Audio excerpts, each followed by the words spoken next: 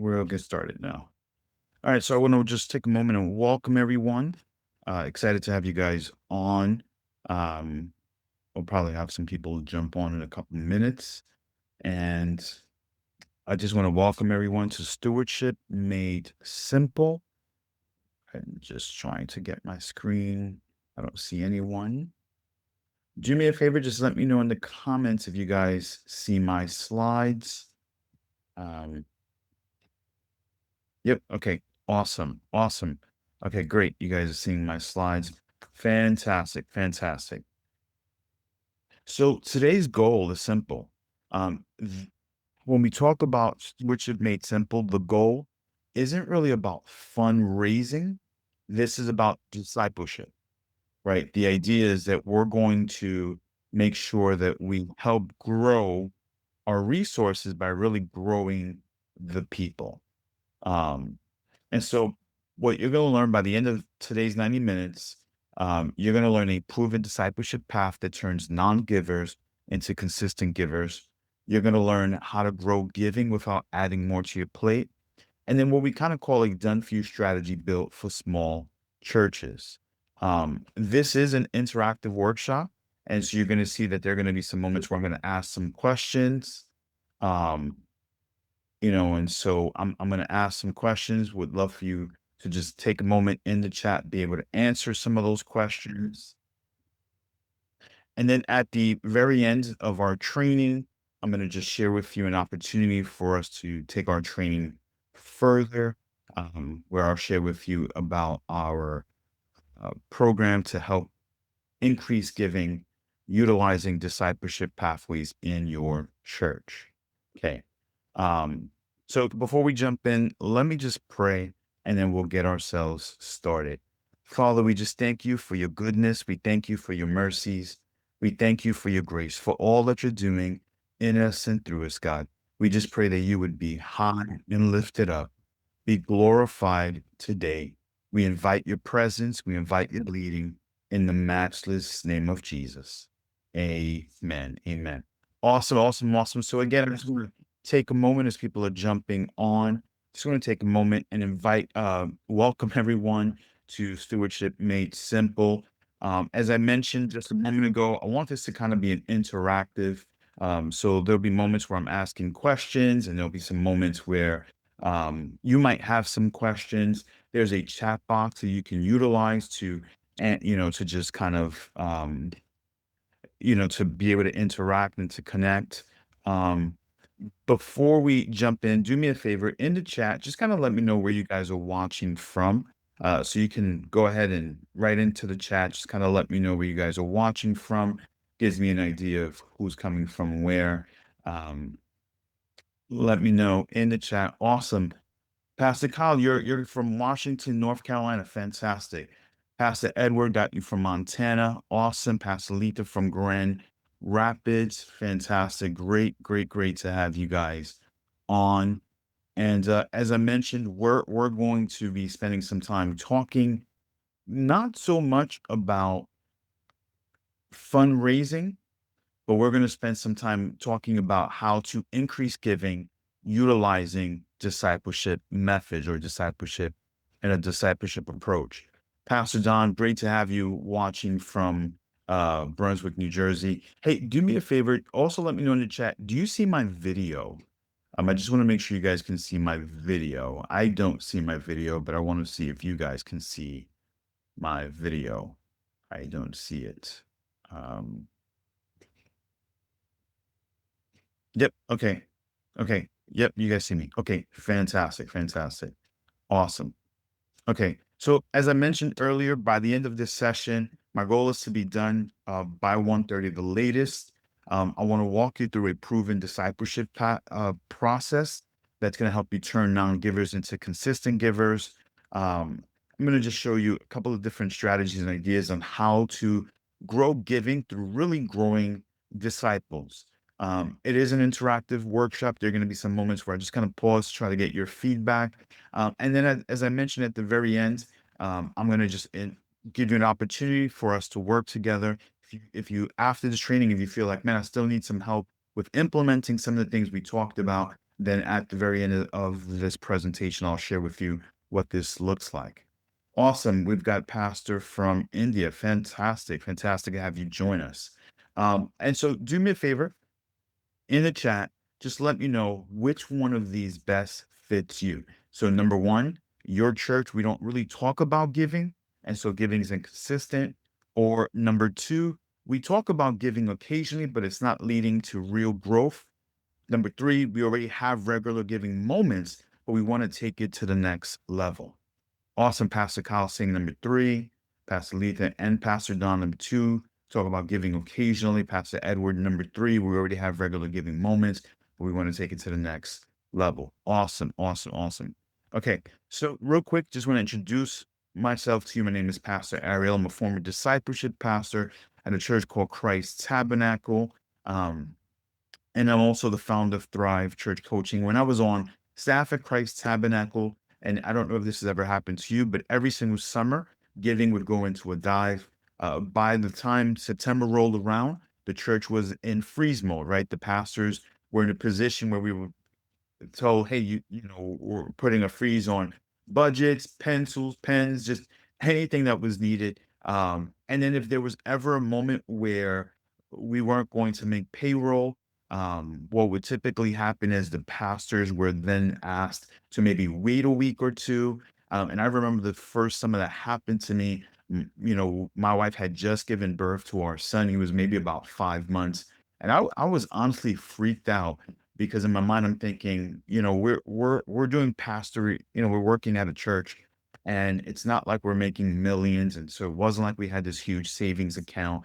We were just making enough, pretty much, living check to check, week to week. And so when I was told that there would be potentially we would have to wait a week or two because of some of the summer slumps, it really kind of hit me. It made me nervous because we had a newborn. And the truth is, here in New York, snow days, right? I don't know if there's other weather, major storms that you might face or other reasons why you experience closed churches. I know there's a church in the Philippines that I coach, and come September, October, it's monsoon season and they're having all of these storms. And so typically what that means is, whenever there is snow day, the closed church, there's no giving. Um, and the truth is that one canceled service could set us back weeks. Pastor Don, that's the church. That's Pastor David's church. I forget exactly what the city is.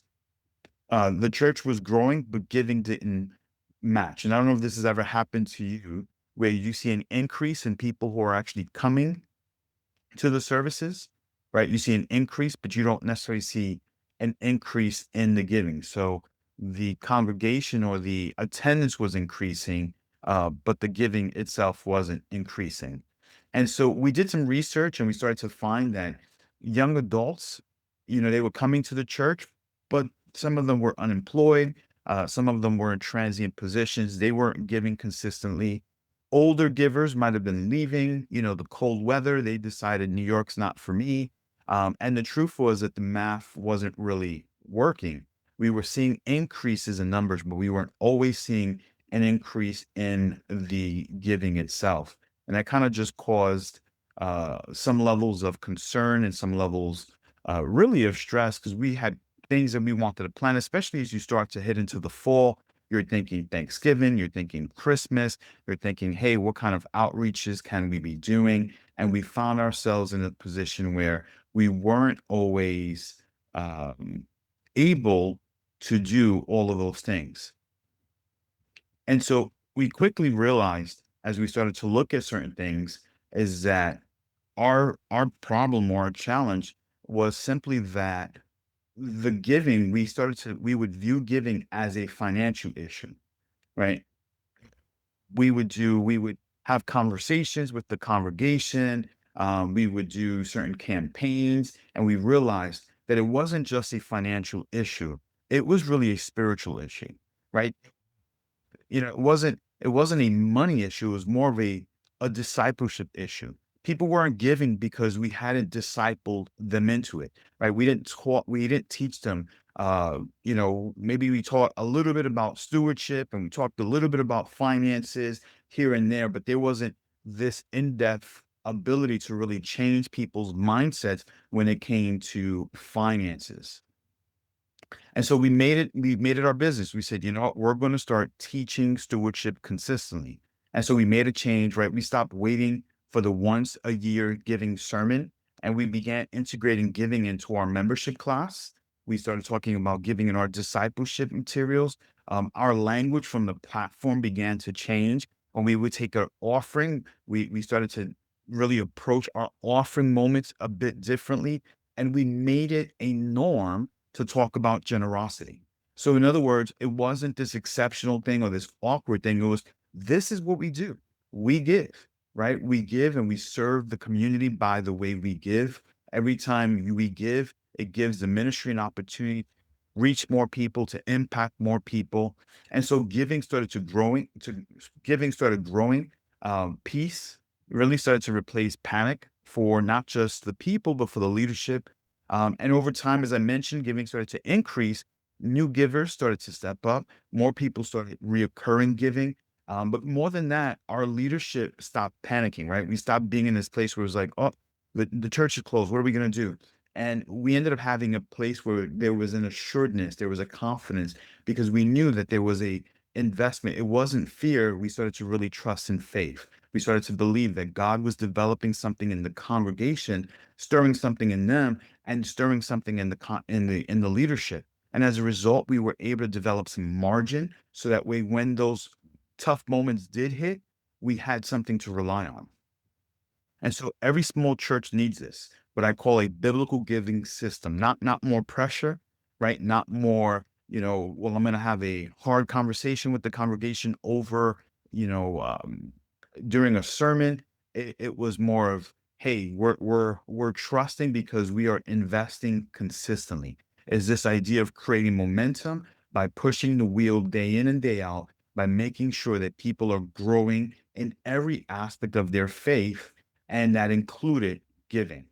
And so we started seeing consistent giving by discipling our people, right? We started to see consistent giving by discipling our people differently, by helping them understand, the different aspects of living for the Lord, what it means to be fully surrendered, including your finances. Okay. So as I mentioned, today we're going to work through the following. I'm going to share with you 3 steps. Oops. I'm going to share with you just some 3 secrets that we're going to walk through. Secret number 1 is giving isn't just about dollars. It's about discipleship. Secret number 2 is helping you go from emotional to intentional givers. And then secret number 3 is small churches can still make a big impact. Just to give you a quick picture and overview, this is part of our 5-step, what we call an Ephesians 4:12 system, what we call a church growth system, which includes an evangelistic culture, attending to belonging, which is connecting more guests, and then discipling and developing, which this is a part of our discipleship process. And hopefully you can connect the dots because discipling is green and our slides are green. And then the 2 other areas is organizing for growth, making sure that there's clarity and alignment. And then lastly, this idea of stop doing ministry alone, which is building teams. So this is 5 steps that we teach when we talk about church growth. And so we're not going to do an overview of all of this, but we're going to take a small segment of our discipleship and spend some time talking about it today. And so secret number 1 is giving isn't just about dollars. It's about discipleship. Okay. Giving isn't just about dollars. It's about discipleship. And so one of the things that's crucial to understand is that we used to think that giving is about money. And so what that simply meant is that every time, we look at an offering, at times we look at it from a financial transaction, right? But here's what changed everything for us. When we started treating giving as a discipleship opportunity, right? When we started to see it as an opportunity for people to grow spiritually, things began to shift. And so we used to address the congregation with what I would call corrective offering talks, right? And I remember being in a pastor's meeting and the senior pastor just kind of talking about the need to address the congregation. And I just kind of said to him, I said, Pastor, I get what you're saying, but at the same time, it feels like the people who are not misbehaving are getting the corrective conversation also. Like I'm tithing, I'm giving, but I'm also going to hear it. And it never comes across as gracious as you try to be, it comes across strong. And at times it comes across discouraging, right? So we had these corrective offering talks. There was a season where we made tithing a requirement for leaders. So we weren't looking at what they were giving, but we would ask questions. Hey, are you giving? Because we felt like, hey, whatever is happening in the life of the leaders will be replicated in the congregation. There was a season where we tracked who was giving the most, and it was maybe internally we used it, but yet it was something we were doing because we were focused on the dollar sign versus the discipleship side of it. And the truth is that it didn't work.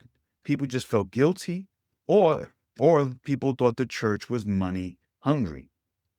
And that's when we realized our giving problem wasn't really financial, right? It was we realized that our people weren't stingy, right? They were just stuck. We stopped trying to motivate them to give, and we started to disciple them into generosity. And that's what we're going to spend a little bit of time in this section talking about, right? And so we mapped out what we call a simple pathway. And I call this the generosity discipleship pathway. Right? And what this simply is this. It's 3 steps. Number one, we want to shift non-givers into first-time givers. We want people who have never given to feel confident in giving, right? And then we want people who have given for the first time over time to become consistent tithers, where they're giving unto the Lord out of obedience, out of their love for the Lord. They're giving consistently. And then the third step is we want consistent tithers to become sacrificial givers or generous givers, right? We want people who are tithing consistently to actually over time become people who are giving above and beyond the tithe. Okay. And so this kind of became a pathway that we started to actually wrap our minds around. I began to think, well, how do we encourage or how do we challenge people to go from non-givers to first-time givers, to go from, hey, you gave for the first time over some time, we want you to be consistent tithing, or from consistent tithing to, hey, let's have you give above and beyond, be a generous giver, right? And so discipleship happens, this is crucial. Discipleship happens when people change how they think, right? This is Romans 12:2. It's the idea that, it's the idea of renewing your mind. And so what we needed to help people do is we didn't want them to be, we didn't want them to manage their resources and finances in conformity to the world standards. We wanted them to be transformed by renewing their mind. And the rest of the passage says that you may prove what is good and acceptable in the perfect will of God. And so, what if people think we're just trying to take their money? I think that's one of the biggest concerns I hear from pastors, right? Hey, we're just trying to take their money. And when I think of this, I always think of the senior pastor at the church I was at. Um, I remember one Sunday, he stood up in front of the congregation and he actually apologized to everyone, right? He apologized to everyone. He said, hey, I want to apologize because I haven't been because of fear of how maybe I would be viewed. I haven't really taught consistently about finances. And now as I look at the spending habits, the giving habits, some of the counseling that we're doing, I mean, one of the biggest reasons for divorce in marriage is finances. And so all of those things are things that could have been avoided if I had been a little bit more consistent and not as concerned about how people would have viewed me when I talk about or preached on finances. And so this was a moment, a pivotal moment for him as a senior pastor to stand in front of the congregation and to be able to apologize that he wasn't teaching biblical sound doctrine when it came to giving, right? We would talk about salvation, the Holy Spirit, forgiveness of sins. We would preach on different scriptures and go through different books. But giving was something that was very, very rarely talked about. And so you realize it was actually hurting it was actually hurting the congregation. It was a bit like, a couple of years ago, I was vitamin C deficient, right? I was eating certain foods. I was still eating, but I wasn't having any oranges and I wasn't drinking any orange juice and I wasn't getting any, I wasn't having any vitamin C supplements. And so there was a part of me that was deficient. And that's what was happening to the body because there was a lack of teaching. And so he started to focus on sermon series. Um, he started to talk a bit about financial series, but it wasn't focused on monies. It wasn't focused on the amount. It was a focus on the transformation that was happening or needed to happen inside of the people. Some of the things we would say in these sermon series is stuff like sacrifice is giving up something you love for something you love even more, right? So we would teach on sacrificial giving. Or another thing we taught on when it came to the tithe, right? God plus 90% is greater than me plus 100%. These were just basic principles that we started to communicate to the congregation on a regular basis, right? We talked about giving in the context of obedience, right? Obedience to the Lord. We addressed fears that people didn't have, right? People didn't give because certain fears that they had. And it framed giving not as an obligation, but as an act of love and an act of worship unto the Lord. Right. And so, as I mentioned, we focused on sermons. We also focused on teaching, right? Bible studies and courses to help people get unstuck in their giving, right? There were some courses we would run on budgeting, courses that we ran on, just managing your finances and planning for the future. Okay. And then we had certain Bible studies again, where we were just spending some time talking with people about, what is giving in accordance with scripture. Right. And so it began to really help change the way people were thinking about their finances. And as I mentioned, we supplemented with classes like Dave Ramsey. We had some local friends help, our people deal with maybe debt and stewardship. We started providing financial counseling. One of the things that we specifically started to do was we realized, hey, people were coming to the church and they found themselves maybe in a financial situation. They would ask the church for some benevolence. And we said, hey, if you're going to ask for the benevolence, then we want to make sure that you also are getting financial counseling. Why? Because we want to make sure that we're helping you. We don't just want to help you one time with a handout. We want to help you to get to a place where you're consistently growing in your faith and you're managing God's resources in a way that honors Him. And so slowly but surely, we started to see change, right? People who had never given before, they started to give. Sporadic givers set up recurring gives. Faithful givers caught the vision, gave with even more intentionality. And the best part is that giving became something we celebrated, not pressured.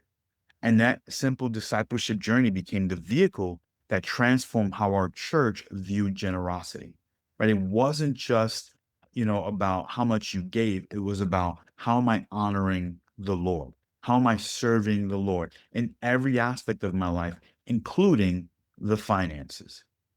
Okay. So secret number one, we talked about giving is about discipleship. And what I kind of mentioned was that we used to think giving is about money. And we realized that giving is about discipleship, right? And so that's secret number one, right? Giving isn't just about dollars, it's about discipleship. Okay, so let me just take a quick pause right here. In the comment, let me see if there's any questions. See if there's any questions in the chats. So in the chat, you can just put, if there's any questions, you can pop it into the chat, and also just kind of let me know if there's any major takeaways from this first secret. Pastor would put great stuff. Awesome. Thank you, Pastor.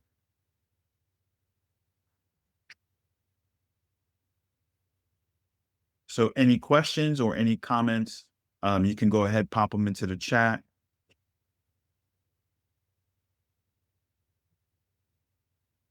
And then we'll kind of just keep going to secret number 2.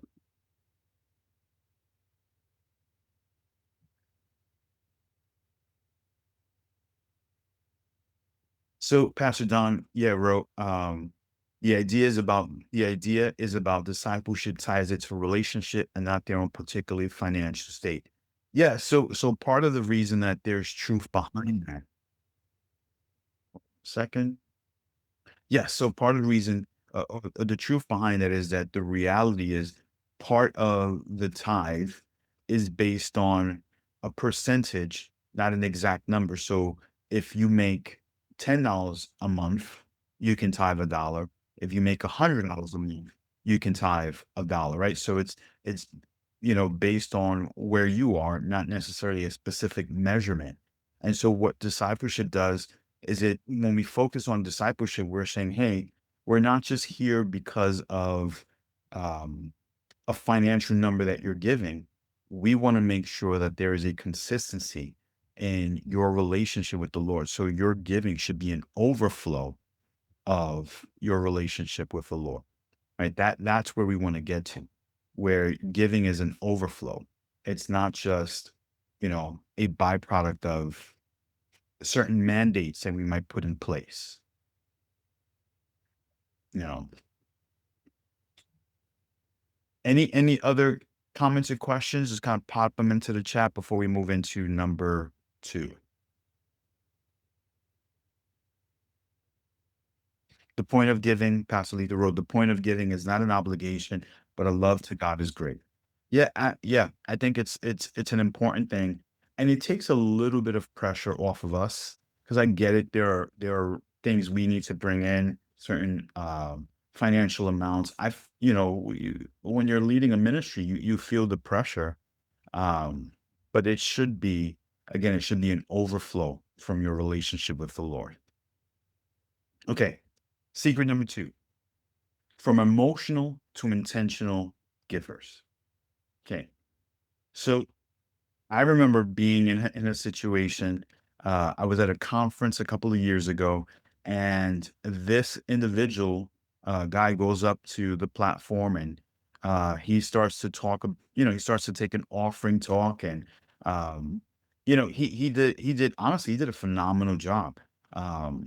He came up, took the offering. He told this amazing story.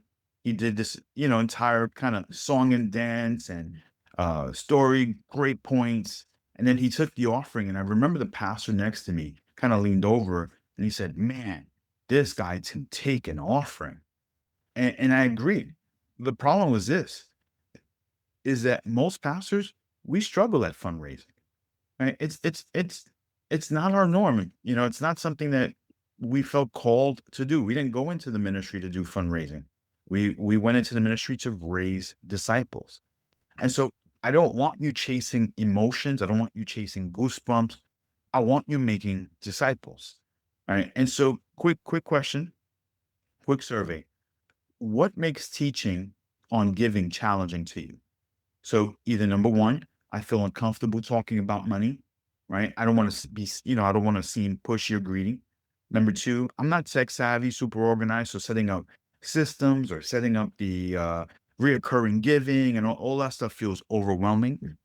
Or number three, hey, I was just never trained on how to teach stewardship or lead on generosity. Just kind of pop that right into the chat. Just kind of give me an idea of where you guys are in that.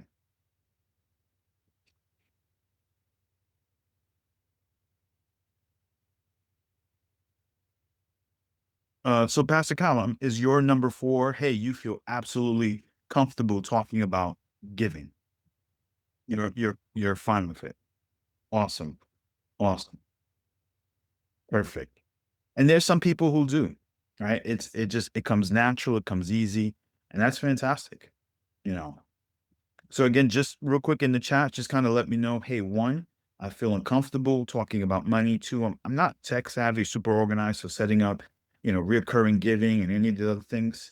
Um, And then number three, I was never trained on how to teach stewardship. Yep. So Pastor Kyle wrote, wanting to help people engage better and more consistently. And that's the shift in our thinking, where it's like, hey, we've got to go from um my job is to raise dollars and cents to my job is to make disciples. The fruit of making disciples is that people will give. So Again, goosebumps fade, discipleship sticks. And so it's not about pressure. I want to make sure that this is clear to everyone. It's not about pressure. It really is about pastoring, right? Like how are we pastoring people? And when we make it about pressure, not only does it put pressure on us, but it also puts this uncomfortableness on people. Give me 1 second there. There we go. Now I can see some of my notes. And so I don't want you to be perfect on this. I just want you to be intentional, right? And here's what I want you to get. You already preach. You already have a calendar. You just need to connect giving to what you're already doing, right? So you're already doing some of these things. Um, one of the greatest opportunities is the intro of your sermon. You're already taking an offering, maybe just a short offering talk before it. And so I want to walk you through a couple of levers for creating intentional givers, right? So I don't want to just pull on heartstrings. I want it to be intentional, that we're teaching our people to give intentionally. So there's 6 levers. For the sake of our time, we're going to cover 3. As I mentioned earlier, there is a program that I'll just kind of share with you at the very end. In that program, we'll cover all 6. But for now, we're just going to cover 3. And so lever number 1 is what we call recurring giving. Lever number 2 is monthly touch points, and we do this during offering talks. And then lever number 3 is what we call seasonal outreach opportunities. Okay, so I'm gonna explain all those things in a second. So lever number 1 is make reoccurring giving easy, right? So if you want reoccurring generosity, you need to have recurring systems. And so you can launch recurring giving. And the reason that this matters is because what we want to communicate is faith over feelings, right? Faith over feelings. And it's real simple, right? Invite people to automate their obedience. Invite people to give on a consistent basis. Um, and I typically, when I do any kind of campaign over recurring giving, we'll go 4 weeks. So we take 4 weeks to launch recurring giving. And then we want to shift first time givers to consistent givers, right? This is part of recurring giving. So whether they do it online, which would be easiest for them and easiest, just create some consistency, or they do it in person when they collect an offering. I want people to be thinking about making it consistent. According to Tively, churches that offer recurring giving see 42% higher donations per giver on average than those without. And the reason this works is because recurring giving moves people from emotional, reactive giving to plan and prioritize giving, right? I want us to go from reactional to intentional. In fact, if you're familiar with 1 Corinthians 6:12, Paul says it this way. He instructs believers to give on the first day of the week in keeping with your income, right? So he's referring to tithes and the ability to tithe, but he's saying, hey, I want you to do this the first day of the week, which means there's a consistency to it, right? We're not just giving randomly, we're giving intentionally. There's a rhythm to it. Okay. So lever number one is that we want to make recurring giving easy. We want to make it easy for people to give. Okay. Lever number 2 is what we call a monthly touch point. Right. And this is the opportunity. And I like to do this once a month where we're able to cast vision, share some stories, and really lead with the mission of the ministry. I want people to walk away with a clear understanding that the mission of the church, every time they give or every time they serve in a certain capacity, they are giving to the mission of the church. They are aligning themselves with the vision that God has given us. Pastor Kyle, yeah, I can definitely get you the slides afterwards. Sorry if I'm going too quickly. I'm trying hard to keep you to the one by 1:30 be done time. So monthly touch points. Once a month, this is what I like to do. Once a month, go deeper on an offering talk. Right. So instead of it being just maybe a 2-minute offering talk, maybe go about 5 minutes. Tie it to a testimony, tie it to a life change, tie it to a mission fulfilled, highlight a missionary. Give me one quick second. I'm going to close this door because my kids just came home and they are a little louder than expected.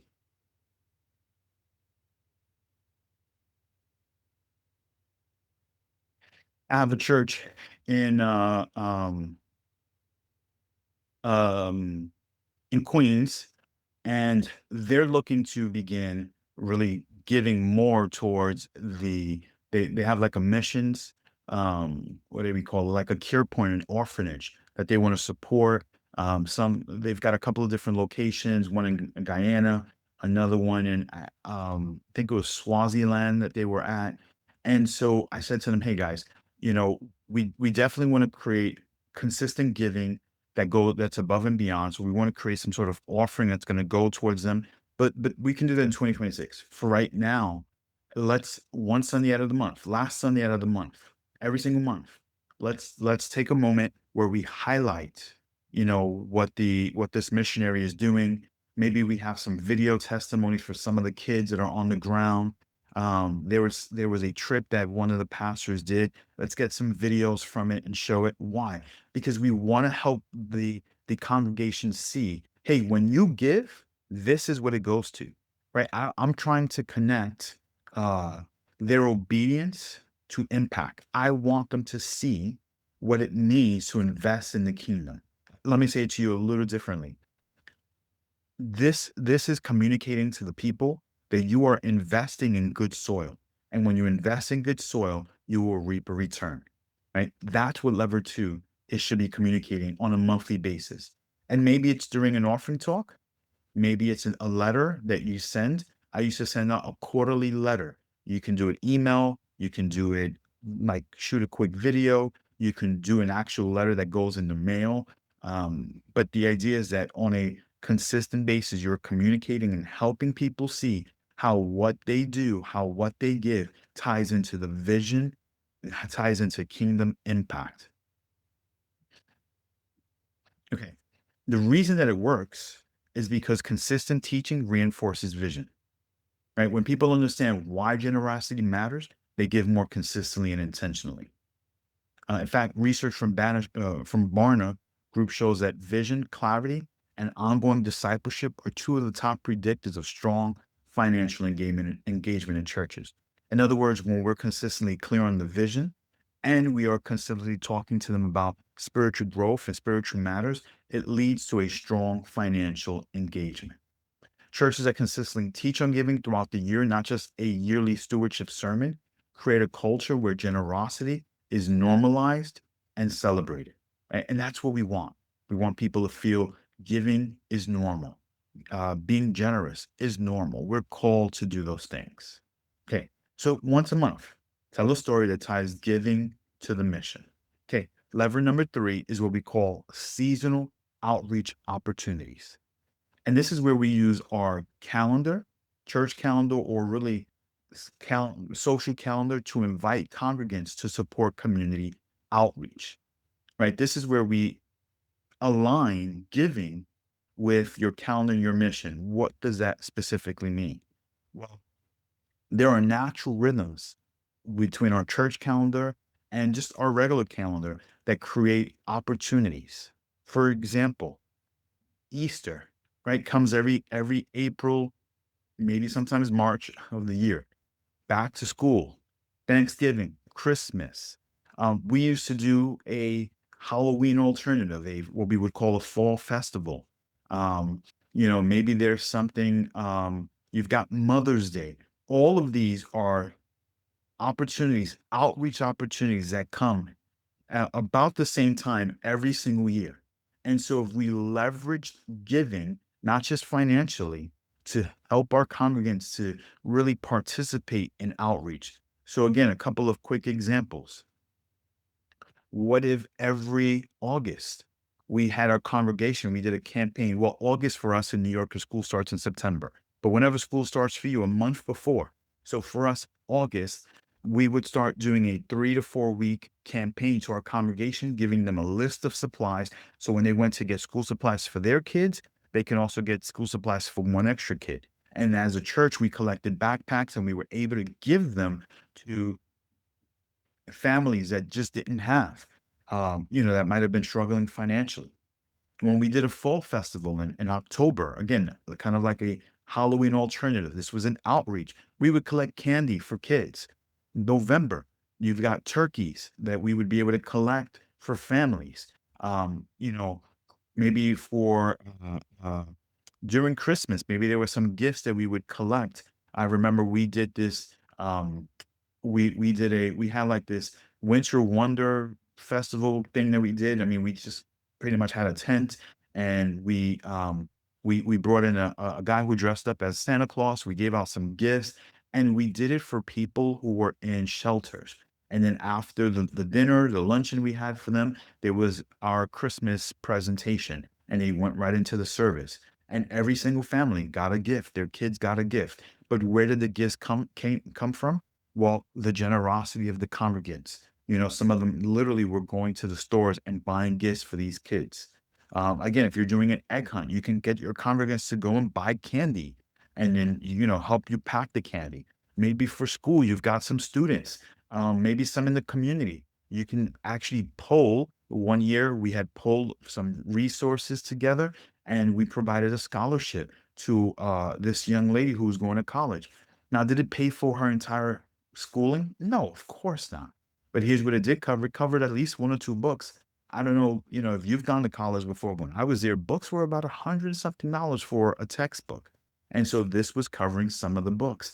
But it did two things. Obviously, whoever you're serving, right? There's a reminder that the church and Jesus loves them. But number two, it's an educational moment for the congregation that we live not just for ourselves, that we live unto others, right? That, Jesus said, I didn't come to be served, I came to serve and to be a ransom for many. So this is the reminder with these seasonal outreach opportunities, right? And these are moments, again, and I want to stress this, I can't stress this enough. These are moments where as a congregation, we partner with God. Okay. And then again, we talked about these six levers. Okay. So for the sake of this time, we're going over three of them. Lever one, recurring giving, monthly touch points, and seasonal outreach opportunities. So we used to think, okay, this is the transformation. We used to think that giving was about emotions or goosebumps. Right? If I say it a certain way, if I do the offering a certain way, I'm going to get people to maybe respond in the moment. But I want giving to go from something emotional or something where we're being reactive to being intentional. I want my congregation to be intentional about giving. Okay, so that's secret number two. In order for us to really see an increase, a consistent increase in giving, we've got to help people go from emotional to intentional givers. Okay, so questions or so in the chat, if there's any questions about what we went through, and as a couple of people pointed out, the slides have been going by a bit quick. I'm flying through some of these things. Obviously, I'm taking 90 minutes, and it's still not enough to go into everything in detail, which is again why I'll share with you later on the course that we've made available.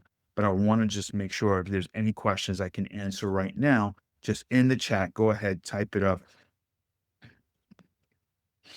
Any questions that you might have.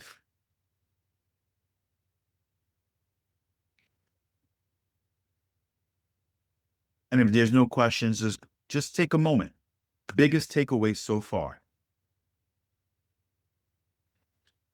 So Pastor Don, yeah. So I know you're part of some of the things we do CGA. This session will be. I can definitely pop the replay on there.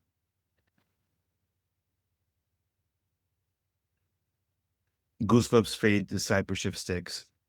Pastor Rose, intentionality. Absolutely, those are things that are just very important when it comes to the focus.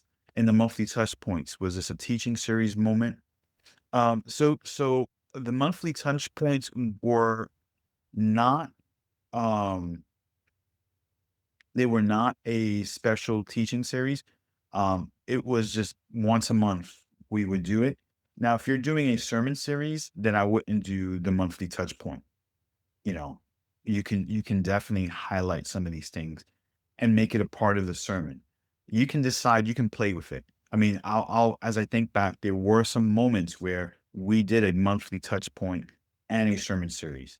So when you think of the monthly touch point, I want you to think of, hey, we're about to collect an offering. And typically I might just, say like 90 seconds, some sort of offering talk, 90 seconds, and then collect the offering. This might be more like 3 to 4 minutes where, hey, we're going to watch a video, or hey, let me walk you through, some of the impacts, some of the things that we were able to do. I remember there was this one time that there was some floods down south. I can't remember exactly. I think it was a church in Texas actually that experienced some floods, and we gave to it. And so we literally at the end of that month, we were able to show the before and after pictures. And obviously, we were able to highlight, hey, your giving helped us do this. Like your generosity helped us accomplish this. Um, so that's kind of like the monthly touch points. And you can do it during a service. You can do it via email. You can do it on social media if you record something.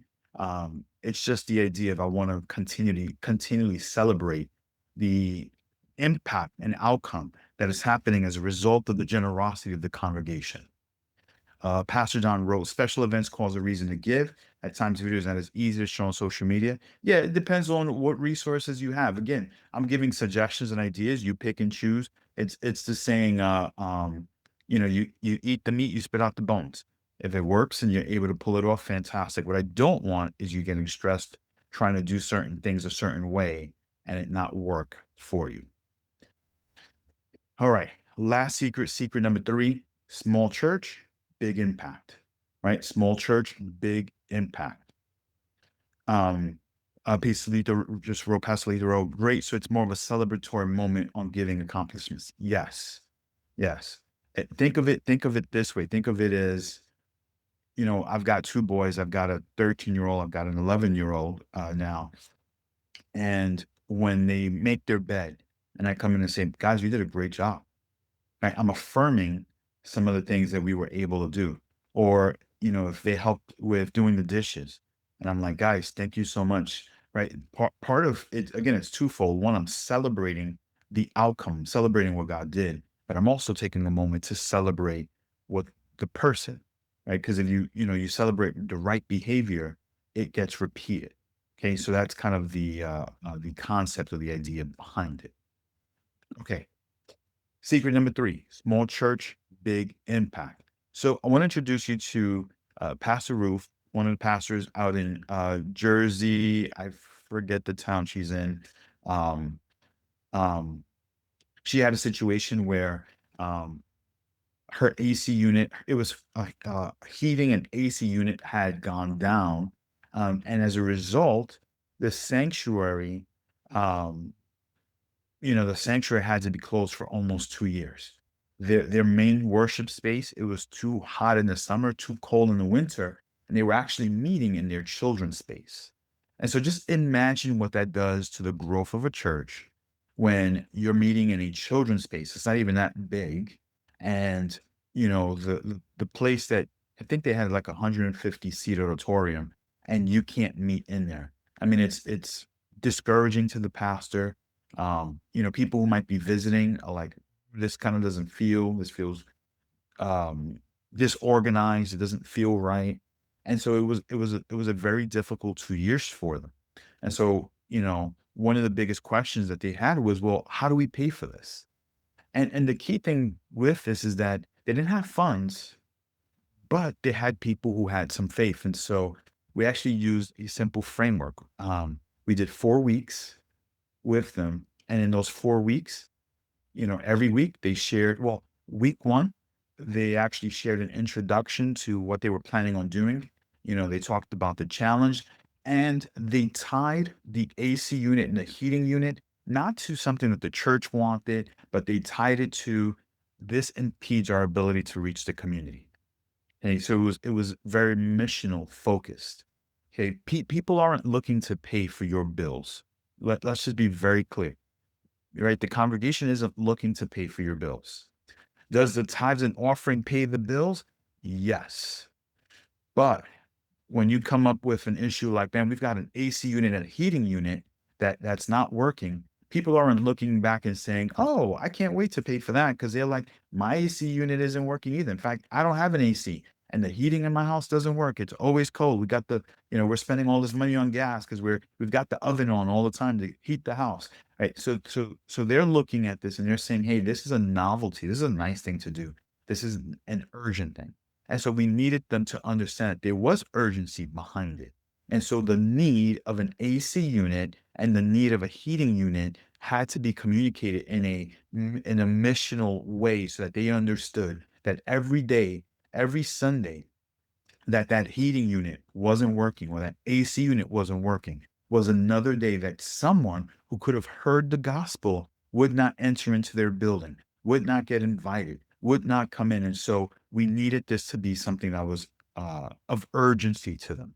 So week one, we talked about that. Weeks 2 and 3, we shared testimony. Why? Because we wanted to lift the faith levels up, right? We wanted to lift the faith levels up. And then week 4, they took the offering, and here was the results. It was stunning. It was a church of 60, and they raised close to $15,000 in these 4 weeks. Now, they did have some help from an outside church, but the AC units, right? They were able to raise up the resources. It was a church of 60, okay, and they're worshiping in comfort. The AC units were fully installed, and here's the big takeaway: you're not too small for a big impact. Like I want you to walk away with that understanding. You're not too small. Your ministry is not too small. Your church is not too small for a major impact. And so it's not the size of the church, it's the size of your faith. Okay, let's make sure that that's very clear in our minds. It's not the size of the church, it's the size of your faith. And so again, one of the questions: which of these challenges feels most real to you? Our people can't give, right? We're in a low income area. We're too small to run a real generosity strategy. Our older members, they don't use tech, recurring giving, none of that stuff works. Or number 4, we've never done anything like this and our board wouldn't go for it. So just in the chat, just kind of let me know which of these challenges feels real to you. Number 1, our people can't give. We're in a lower income area. Number 2, we're too small. Number 3, our old members, they don't use tech. Or number 4, we've never done anything like this, and our board or our team or our leaders, they wouldn't go for it. Just kind of let me know in the chat. You can pop that right in there, and right, we'll get a nice little idea of where people are at.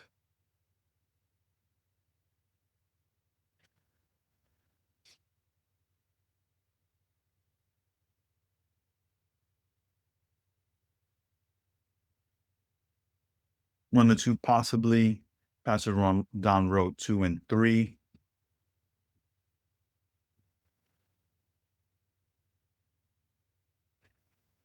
Pastor Edward wrote 1 and 2.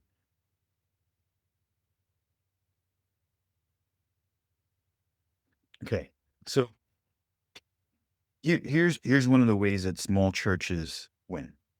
Obviously, more discipleship, not a focus on more dollars. The secret isn't more people, it's moving people through the process. So we want to make sure that the people we do have, we're moving from non-givers to first-time givers, from first-time givers to consistent givers, from consistent givers to generous givers, right? So we need to have a process where we're moving people forward.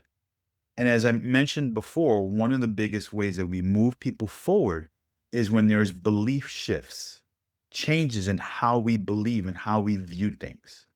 And so in order to do that, here's a quick 5-step process that I want to just walk you through, right? So when we're going from um, raising the faith level in our congregation, the first thing we want to do is we want to identify mindsets or beliefs that keep people stuck, right? So just think about your congregation. What are certain mindsets that are keeping people stuck? Identify a verse that will introduce the principle.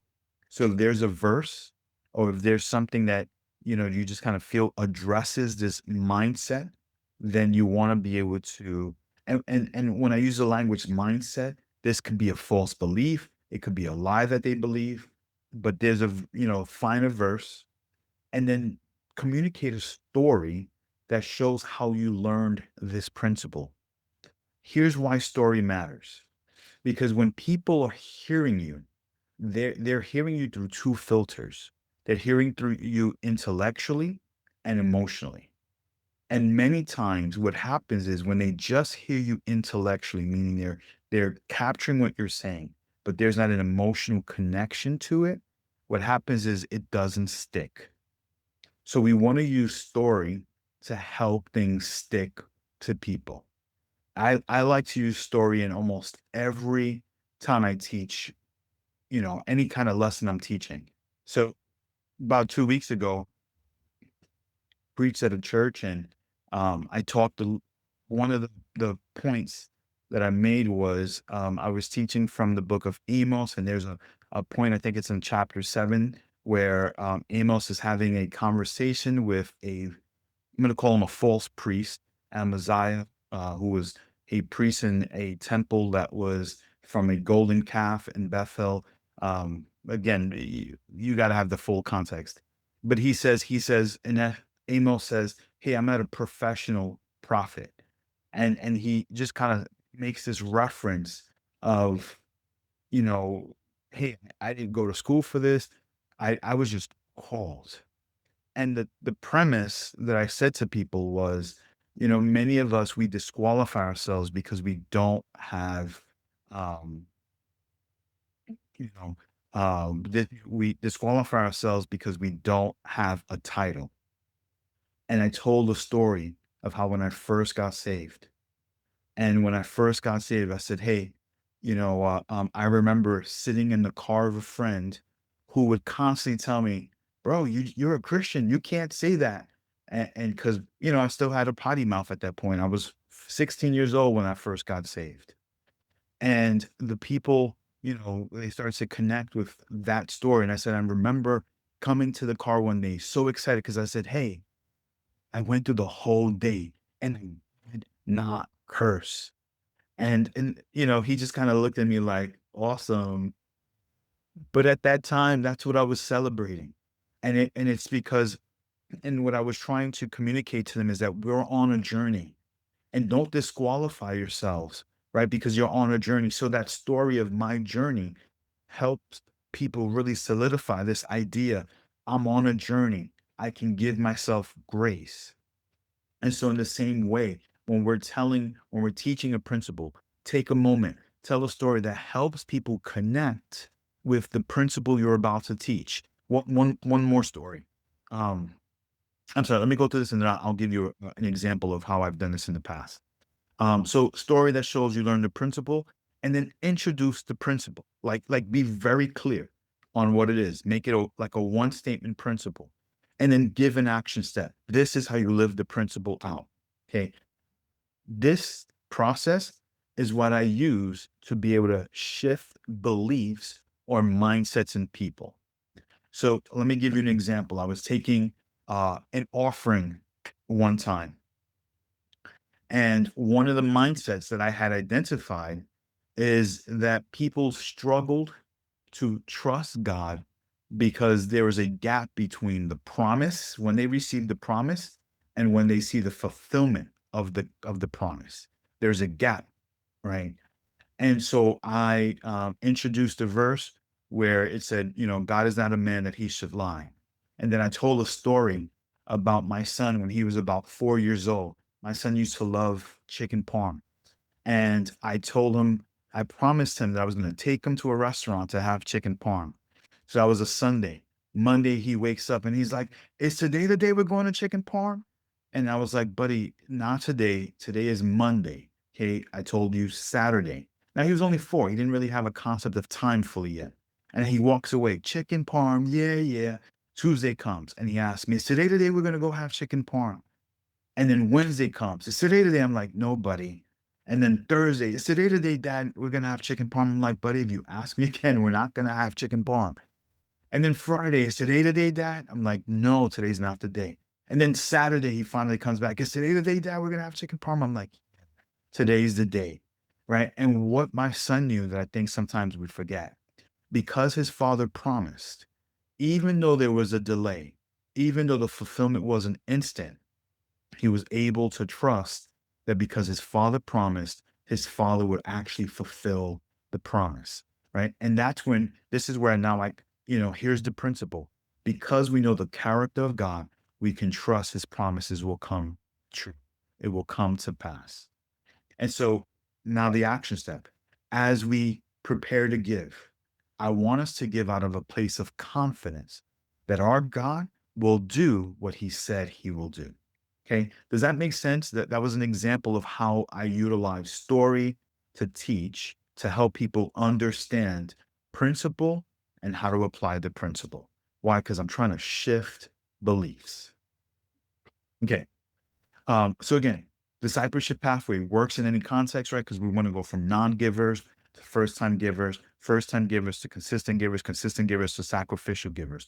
And every time we're moving people along, right, we want to help them. The way we go from one um, positioning to the next is when there is shifts in how we think and what we believe, and those shifts lead to shifts in our behavior because what we believe impacts how we behave.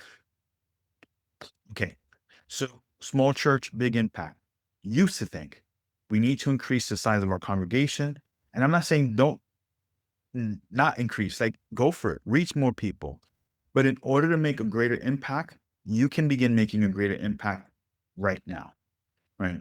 You don't have to wait to some future time when everything is perfect. You're not too small. Your income is not too small, right? Um, and we need to increase. So we used to think we're too small. Our income's too small. Everything's too small. But I want us to walk away knowing what we need is we need to increase our faith, right? Not just increase your congregants, but increase our faith to be willing to trust God for more. Okay. So secret number three, small church can make a big impact when there's an increase in our faith level. And so questions in the chat. Any questions? And then just do me a favor. Just put one takeaway. Um,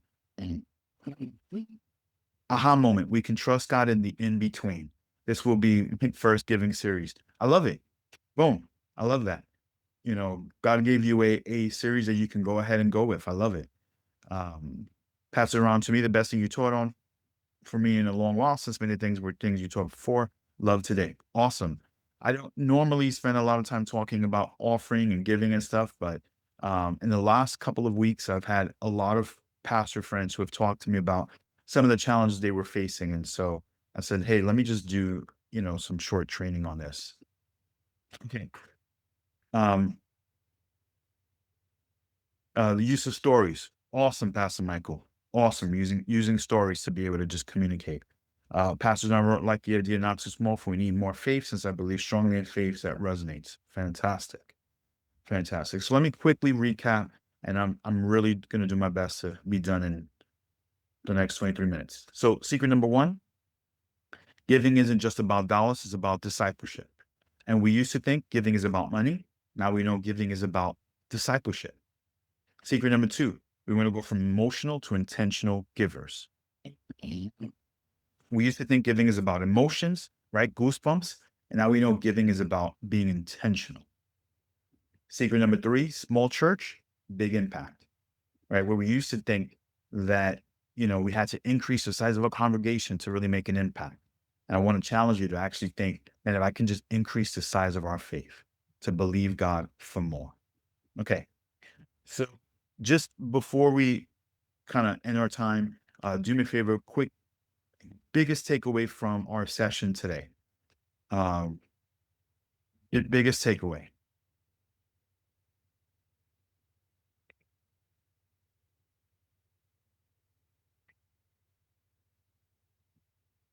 Tie giving to the mission and the vision. Awesome, Pastor Kyle. Love that. I think that's huge. right? I want people to understand every time they give the kind of ministry impact they're making. I remember a couple of years ago, I wrote an email. We were working on a financial campaign to fund a care point. I don't remember where. It was in Africa. I remember that. I can't remember exactly where. Um, and I just wrote the email, in essence, said, change the world from the comfort of your couch. And I wanted them to understand that when you give, you're able to impact the world. You're transforming somebody's life. I don't what 30-hour flight away. I don't even know how many miles away, but you're able to do it because we're tying giving back to the mission. Pastor Don wrote, biggest giveaway, giving for seasonal ideas helps to become intentional and a reason people give. I love that. Yep. We want to make sure that um, helping people see, and it's outreach opportunities, right? So there's so many opportunities. Pastor Lita wrote, giving is discipleship, trusting God during delay, increasing our faith rather than our finance. Awesome, awesome, awesome. Okay. So two quick choices. Number one is you can map quest it. I don't know if you remember MapQuest was a website you would go to, you type in the directions and you print it out, and then you would have to take everything with you, right? And the problem with MapQuest is that, you know, it worked until it didn't, right? Until there was a delay, until there was some sort of blockage, you couldn't go a certain way. And so it was fine until, you had to find, it was a detour or something. And it's the same way. So you can take everything you learned, and that's amazing, and it's gonna be fantastic until you hit a closure, until you hit a detour. And then number two, the second choice is, or you can Waze it. And what happens with Waze is you have a real-time voice helping you navigate the directions and helping you make on-the-spot course corrections, right? You've got that, oh my gosh, we just hit a detour. What do we do right now? And that's the point of our program. And so I just want to ask permission. Would it be okay if I took the next 5, max 10 minutes and share, more like 7 maybe, how we're helping other pastors grow in regards to their finances? So just give me a yay or nay. Yes, please. Yep. Okay. Fantastic. Fantastic. And I'll be honest with you. I am really excited about this program because I think it's going to be super helpful to pastors. And so we're calling it Stewardship Made Simple, discipleship giving system for small churches who want to grow generosity without guilt or gimmicks. And so this is what it's going to include. Number one, you're going to get the generosity discipleship path, right? So if you remember the slides where we talked about going from non-givers to first time givers to consistent tithers to generous givers. And so we're literally going to take 4 weeks, and we're probably going to start in August, 4 weeks, and help you implement. So there'll be some teaching, and then everything else will be, how do you do this? How do you do this? How do you do this? So that way it's implementation. I don't want to just teach you a whole bunch of nice things. Like, this is teaching, and then that's it. You don't need more teaching. You need to do it. The second thing we're going to do is we've got what we call these sermon series and teaching scripts. Again, super excited about this. So the program is going to be, we're going to start 4 weeks in August, and then September, October, November, December, we're going to meet once a month. It'll be a group call once a month. We'll go about 90 minutes. I think it's November. I can't remember the exact timing of it, but I think November, we're going to actually plan all of your 2026 sermon series and teaching opportunities on giving. So we're going to jump on a session together, and we're going to talk through, hey, what should this sermon series be? What are you trying to accomplish? So that way we can walk through this sermon series process together. Okay. And on top of this, as one of the tools, we're going to be creating is a AI giving offering talk tool. So in other words, what it's going to do is kind of give you the framework that I kind of walked you through. And then you type in the topic, and it'll at least give you an outline with certain recommendations that you can take, and then you can modify it. That way you have an offering talk, whether it's you or someone in your team, they can have access to the offering talk AI, and then they'll be able to align themselves with, hey, this is where we're heading in terms of the things we're trying to tackle as a congregation. The next thing you're going to get is what we call first time giver campaign templates. So this was this thing that happened. I thought it was amazing. So me and my wife, we gave to a church. Well, she put in her info and stuff, and we gave to this church for the first time. A couple of days later, she gets a text message from someone from that church asking her, thanking her for giving for the first time. Thank you so much for giving to the church. How can I pray for you? And I was like, oh, that's pretty cool. So we gave, and they're returning the favor by interceding and praying for us. And then obviously we weren't attending that church, but they invited us to join small groups and a whole bunch of other things. And it would have been great if we were at the church. We weren't, but that's what this process will be. You've got people who are giving to the church for the first time. And what we want to do is help them take next steps and get connected. Then 2026 funding plan. So remember we talked about 6 levers. I showed you 3. Well, there's a total of 6 levers that we're going to help you walk through. And the purpose of these levers is going to be to actually help you increase giving throughout the year. And so what those levers are going to look like is, for example, we're going to take we call it a funding plan. We're going to create a plan for 2026 where we're going to say, okay, for the month of May, for example, we're going to launch reoccurring giving, right? So I'm going to walk you through. Here's the app. Here's what you can use. Here's the things you want to say week 1, week 2, week 3, week 4. Then, we talked about those like outreach moments, those seasonal moments. We're going to map those things out together, right? Like, how can the congregation participate in, let's say, something for Easter or some other events that you're looking to do? Part of our funding plan, we're going to talk about, well, how do we celebrate or how do we create consistent givers, right? Between the touch points, maybe using some letters, email. So we're going to help you create an entire plan for 2026 to be able to fund the mission, right? God has given you a vision for the church. You already probably have a budget, which is how you're going to leverage those resources to accomplish the vision. What we want is a funding plan, which is going to be how we're going to receive those resources to actually accomplish the thing God has called us to accomplish. This will include, as I mentioned, group coaching. And the group coaching sessions will start with 4 in August, and then we'll go to a once a month, schedule from September, October, November, December, and it includes lifetime access and all of the replays. Okay.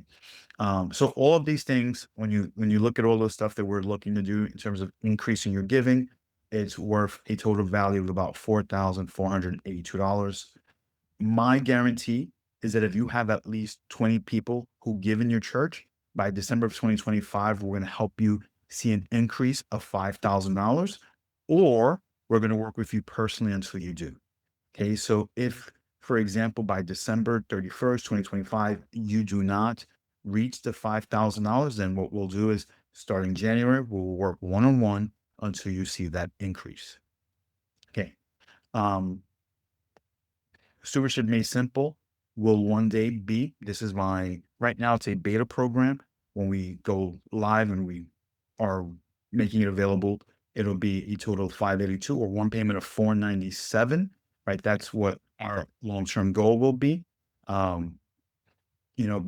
we've got a couple of bonuses. Bonus number 1, plug and play campaign to finish the year strong and fund ministry in the year. So what we're going to do is this bonus number 1 is this.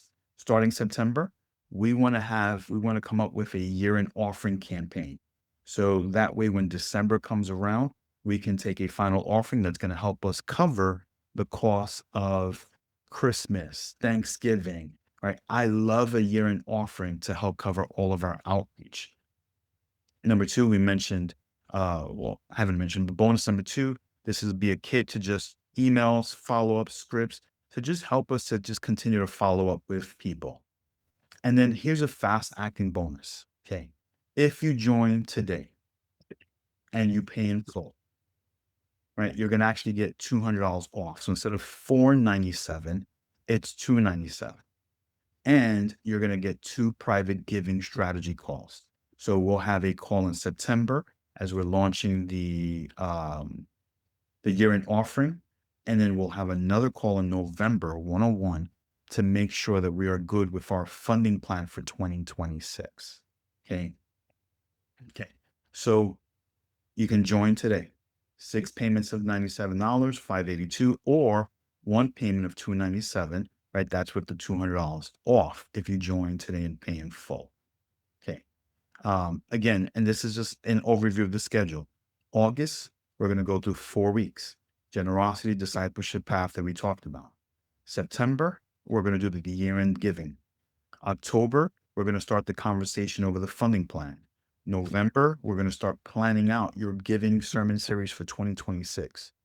December, I'm leaving it open because my hunch is going to be that everything is not going to go according to plan and we might have some bumps in the roads, and boom, December will be an opportunity to answer questions and make adjustments. Okay. So it's join stewardship. To join stewardship made simple, 6 payments of $97 or one payment of 297. You get limited time enrollment, meaning you're gonna have lifetime access to all of the recordings and everything we do. You're gonna have group coaching till December, 4 weeks in August, once a month September, once a month October, once a month November, once a month December. If you pay in full at 297, you will also have access to a call in September and a call in November, one-on-one call. Okay, so I'm gonna take this link. I'm going to put it inside of the chat, and then I'm going to stop there and see any questions. And if you have questions, you can feel, one last thing. Let me just show you this real quick. As I mentioned, you can sign up utilizing the link. And if you decide, you can see, are you seeing my screen? No.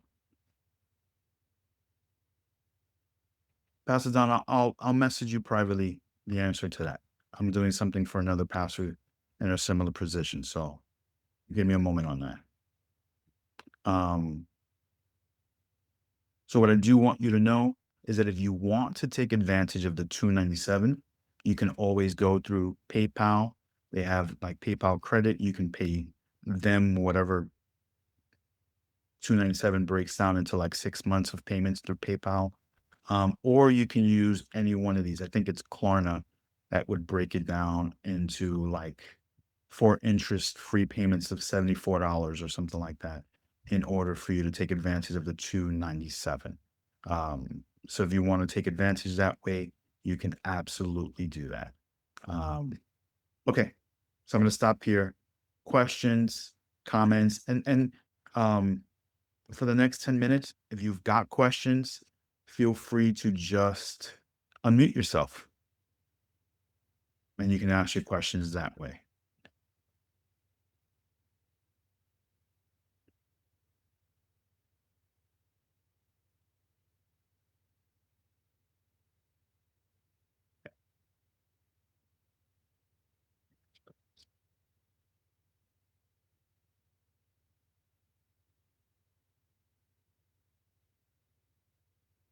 And I just lost it. Okay, now I'm back. All right, so you can go ahead, unmute yourself, ask questions. So let me just check in. I'll just do it this way. Or you can type it right into the chat. Okay. Um,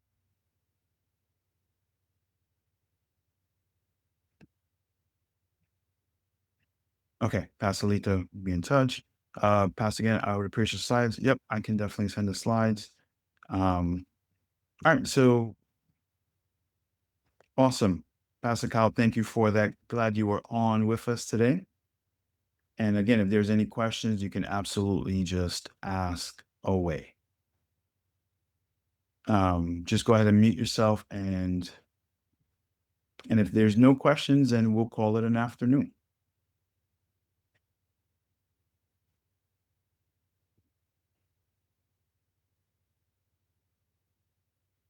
All right. Any questions going once? Any questions going twice?